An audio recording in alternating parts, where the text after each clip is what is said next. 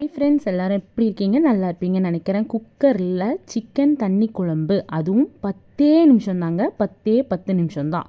எப்படி செய்கிறதுன்னு வாங்க பார்க்கலாம். ரொம்ப ரொம்ப சிம்பிளுங்க. ரொம்ப ரொம்ப ஈஸியும் கூட. வெங்காயம், தக்காளி, 1/2 கிலோ சிக்கனை வாஷ் பண்ணி போட்டிருக்கேங்க.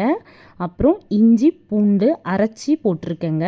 மஞ்சத்தூள் 3 ஸ்பூன் நான் மிளகாய்த்தூள் போட்டிருக்கேன். எங்கள் வீட்டில் காரம் கம்மியாக இருக்கும், அதனால்.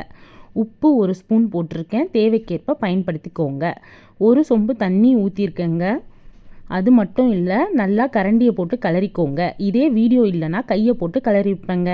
மட்டும் இல்லை, நல்லா கிளறிட்டு கருவேப்பிலை, கொத்தமல்லி, பச்சை மிளகா போடணும். எங்கள் வீட்டில் பச்சை மிளகா இல்லாத காரணத்தினால அப்படியே விட்டுட்டேங்க.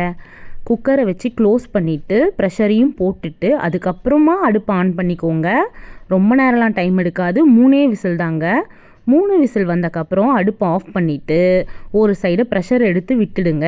எடுக்கிறதுக்குள்ளே ஒரு சைடு எண்ணெய் ஊற்றி கடுகு போட்டு சோம்பு, கருவேப்பிலை, கொத்தமல்லி, பெருங்காயத்தூள் போட்டு நல்லா வதக்கிக்கோங்க. வதக்கிட்டு குழம்புல தூரமாக தள்ளி ஊற்றுங்க, இல்லைன்னா கையில் பட்டுரும். அதுக்கு பொறுப்பு நான் இல்லை.